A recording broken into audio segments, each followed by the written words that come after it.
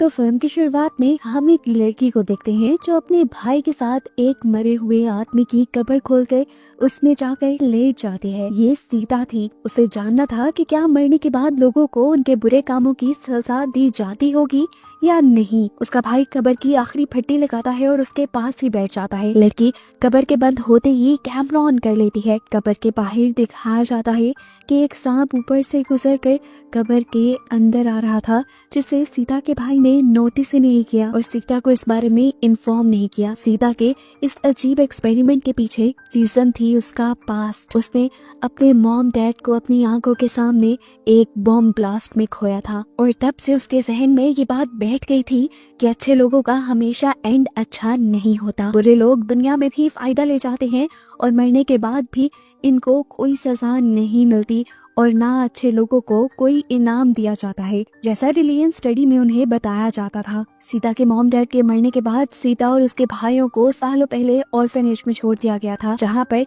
Lillian teacher उसे बताती है कि बुरे इंसानों का अंजाम बुरा होता है, चाहे वो उन्हें मरने के बाद मिले। लेकिन सीता को इस चीज पे बिलीव नहीं था और अपनी टीचर को गलत साबित करने के लिए वो अपने भाई को लिए एक सरुंग में चली गई। इस सरुंग में सीता से पहले कोई नहीं गया था क्योंकि माना जाता था ये सरुंग भूतिया है और इसके अंदर जाते ही लोग गायब हो जाते हैं। अंदर वो अपने भाई आदिल के साथ गई थी और ज्यादा अंदर जाने पर उनको अंधेरे के अलावा कुछ नहीं मिलता और कुछ ज्यादा अजीब ये होता है कि और अंदर जाने पर आदिल और सीता एक दूसरे को देख पाना तो दूर, अब एक दूसरे की आवाज भी नहीं सुन पा रहे थे। सीता अपने भाई के लिए परेशान होकर आगे बढ़ती है तो उसे इसी टनल में एक बच्चा दिखाई देता है जो बहुत ज्यादा डरा हुआ था, सहमा हुआ था। ये असल में कोई बच्चा नहीं बल्कि उसकी सोल थी और जब उसने अपना नाम अजीब से अंदाज में सीता को बताया तो सीता डर गई। बच्चे ने अपना नाम इस्माइल बताया था, थोड़े भयानक अंदाज में, इसीलिए सीता डर कर डल से बाहर आ गई, जहाँ आकर उसने देखा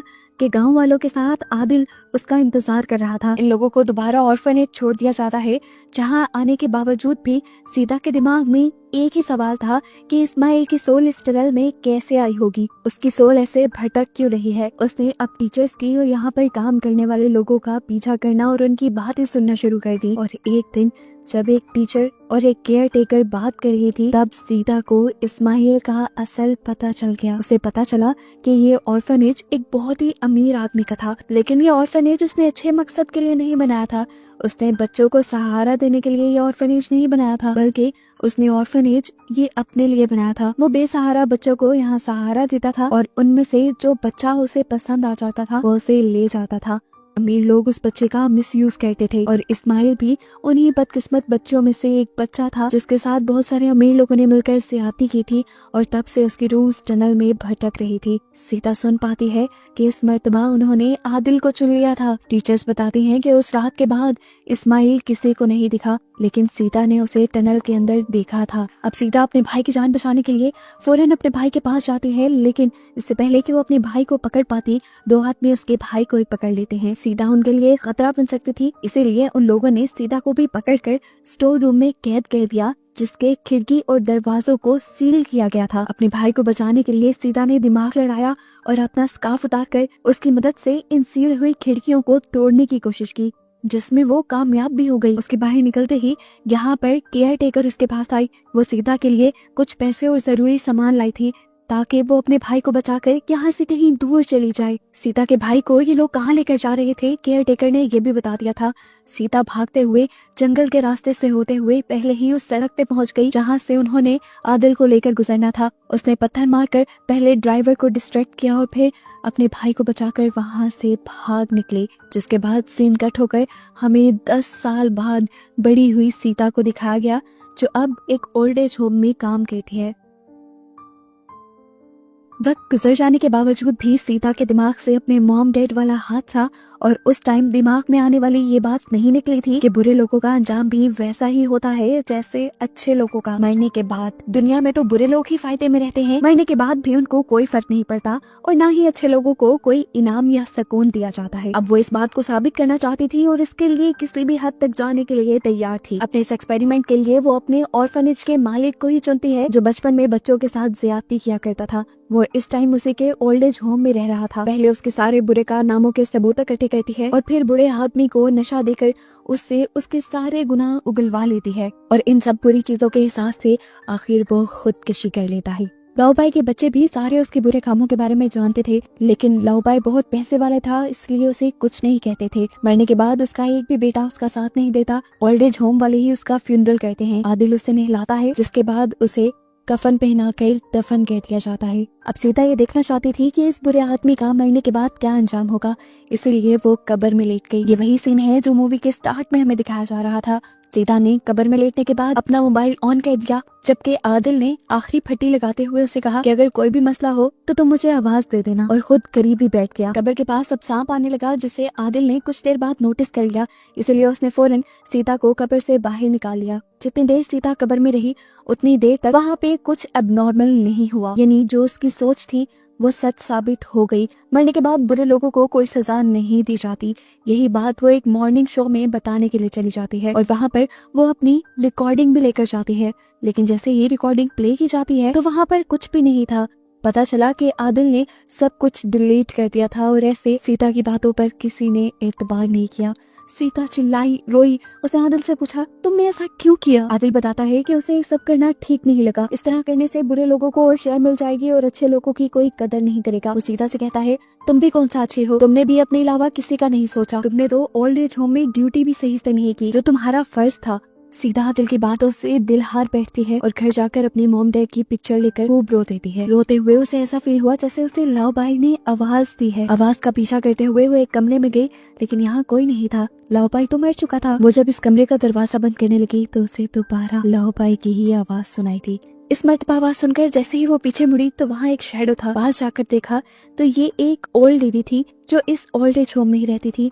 वो रो रही थी और उसने सीता को बताया कि उसका हस्बैंड उसे धोखा दे रहे हैं, जो उसके साथ यहीं पर रहते थे। उनके बताने पर सीता उनके साथ गई तो देखा एक नर्स के साथ उनके हस्बैंड टाइम स्पेंड कर रहे थे, कि देखकर वो खूब चिल्लाने लगी, यहाँ तक कि सारे ओल्ड एज होम वाले यहाँ पर इकट्ठे हो गए। वो औरत इस उम्र में ये सदमा बर्दाश्त नहीं कर पा रही थी। वो इस आदमी को मारना चाहती थी, लेकिन सीता ने उसे रोक दिया और यहाँ से ले गई। रात में जब ये बूढ़ी औरत लॉन्ड्री करने लगती है तो गलती से उसकी रिंग लॉन्ड्री मशीन में रह जाती है, जिसे वो निकालने के लिए जब अंदर गई तो गलती से उसी से बटन दब गया मशीन का और वो लॉन्ड्री में घूम घूम कर मर गई। जैसे ही सबने उसका शोर सुना तो आकर उसे बाहर निकाला, लेकिन तब तक देर हो चुकी थी। अपनी बीवी के मरने से उस आदमी को बहुत ज्यादा सदमा हुआ, क्योंकि अभी तो उसने अपनी वाइफ से माफी भी नहीं मांगी थी। इसी सदमे में वो रो रो कर पागल हो रहा था। सीता अब इस बूढ़े आदमी के लिए कुछ करना चाहती थी। आदिल की बातें उसके दिल पे लगी हुई थी, इसीलिए वो अपनी ही ओल्ड एज होम में रहने वाली एक शेमन के पास गई और उसने पूछा क्या वो आंटी की सोल को बुलाने के लिए कुछ कर सकती हैं।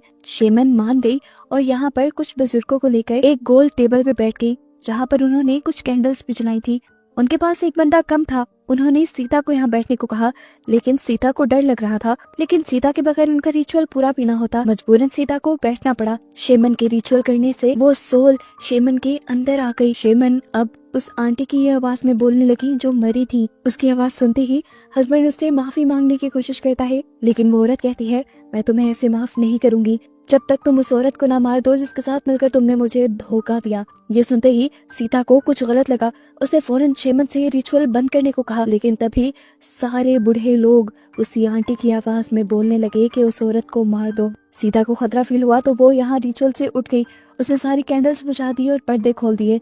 ये रिचुअल उसने तोड़ दिया और फौरन उस नर्स की जान बचाने के लिए चली गई। अभी वो उस नर्स के पास पहुंची ही थी और उसे कुछ बताने ही वाली थी कि वो बूढ़ा आदमी इस नर्स को मारने के लिए इसके करीब आ गया। सीता ने उसे बचाने के लिए उसे एक कमरे में ले गई और दरवाजा बंद कर दिया, लेकिन यहाँ पर पहले से ही उनका रिचुअल वाला एक और साथी मौजूद था जो उस औरत के पेट में स्टैब करते हुए उसे मार डालता है।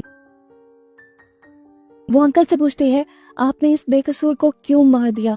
जिस पर अंकल जवाब देते हैं कि मैं मरने के बाद दुख नहीं चाहता। उस औरत ने मुझे इस लड़की को सजा देने को कहा था और मैंने दे दी। उसकी बातें सुनकर सीता को शक हुआ। सीता को लगा कि कहीं इन्होंने सीता का मॉर्निंग शो तो नहीं देख लिया, लेकिन सीता तो उस मॉर्निंग शो में कुछ साबित नहीं कर पाई थी कि मरे हुए लोगों को सजा मिलती भी है कि नहीं। उसने अब इंटरनेट पे सर्च किया तो उसे पता चला कि सीता के शो के बाद बहुत से लोग सीता से इम्प्रेस हुए और उन्होंने सीता का ही एक्सपेरिमेंट दोहराया और इस मर्तबा बहुत सी अजीबो गरीब चीजें लोगों के पास रिकॉर्ड हुई। जो लोग अच्छे नहीं थे उनकी कब्रों में से चीखने और पुकारने की आवाजें रिकॉर्ड हुई और कुछ कब्रों में सुकून मिला, जिसका मतलब था कि मरने के बाद सच में सजा दी जाती है। सीता को ये सब देखकर हैरानी हुई। उसने सोचा फिर लाओबाई के साथ वो सब क्यों नहीं हुआ था। यही सोचते हुए उसने जाकर फौरन लाओबाई की कब्र खोद दी और दोबारा अंदर जाने का फैसला किया।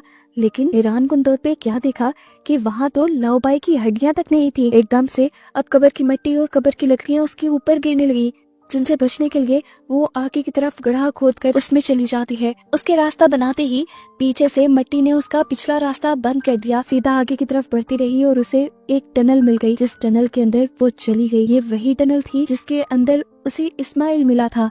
वो टनल यहाँ इस शहर में तो नहीं थी। सीता को लगा कि शायद ऑक्सीजन की कमी से उसे हेलुसिनेशंस हो रही हैं, लेकिन अगले ही पल उसे इस्माइल की पुरानी वाली आवाज आई, जिससे वो जान गई कि सच में ये उसी टनल के अंदर है। वो अब इस टनल में आगे आई तो सामने सीता का बचपन था। एक कांच के शीशे के बाहर उसके मॉम डैड खड़े थे जो उसके लिए हाथ हिला रहे थे। सीता उन्हें देखकर इमोशनल हो गई। उनको देखकर वो रोने लगी और अगले ही पल ये सारी चीजें गायब हो गई। टनल दोबारा से पहले जैसी हो गई, जिसमें वो आगे बढ़ने लगी और इस वक्त उसे लाओबाई के पछतावे की और चीखने चिल्लाने की आवाजें सुनाई दी। सीता को आगे जाने पर अपने ऑर्फेनेज वाले बचपन के साथी भी मिले, जिनके आगे इस्माइल खड़ा था। सीता को लगा कि शायद ये सब उसका वहम है। उसे याद आया कि भूत होते तो हैं, लेकिन जब तक उन पे बिलीव ना करो तब तक वो नजर नहीं आते। वो आंखें बंद करके अपना माइंड बनाती है कि उसे यहाँ कुछ नहीं नजर आ रहा, और जब वो आंखें खोलती है तो दोबारा उसके सामने ऑर्फेनेज के बच्चे ही थे। अब इस्माइल उसके सामने आया और उसे डांटने लगा। वो बोला, उस दिन तुम मुझे छोड़ के क्यों चली गई थी? क्या तुम्हें समझ नहीं आई थी उस दिन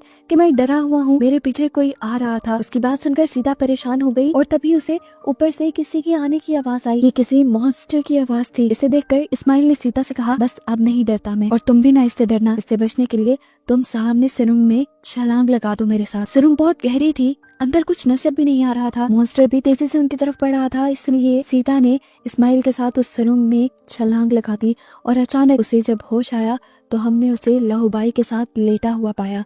सीता ने मुड़कर देखा तो लाओबाई उसके पास लेटा हुआ था। उसने जो कुछ देखा था उसे वो एक डरावना ख्वाब लग रहा था। उसने चीख कर आदिल को बुलाया, लेकिन बाहर अब कोई नहीं था। उसकी मदद को कोई भी नहीं आया। अब एक सांप कब्र के अंदर आ गया और सीता के ऊपर चढ़ गया। उसने सीता को काटा और फिर वो लाओबाई के मुंह के अंदर चला गया। इस सांप के अंदर जाते ही लाओबाई उठ के बैठ गया। किसी ने एक हथौड़े से लाओबाई का सर फाड़ दिया। खून के छींटे सीता के मुंह पे आके गिरे और वो पूरी तरह डर गई। लेकिन ये तो अभी शुरुआत थी। लाओबाई का सर दोबारा ठीक किया गया और उसे दोबारा उसी तरीके से टॉर्चर किया गया। उसकी जुबान की जगह बहुत सारे सांप निकल आए थे जो उसकी पूरी बॉडी पे रेंगने लगे थे। इसके बाद अब कोई अजीब सी चीज यहाँ पर आ गई लाओबाई को नुकसान पहुँचाने के लिए। सीता डर गई। शुक्र था कि ठीक उसी वक्त पर ऊपर से आदिल ने ये कब्र खोद दी और उसे बाहर निकाल दिया। सीता बहुत ज्यादा डरी हुई थी। जो कुछ उसने देख लिया था उससे वो जान गई थी कि बुरे लोगों को आखिर में सजा जरूर मिलती है। और बस यही दिखाते हुए ये कहानी यहाँ खत्म हो जाती है।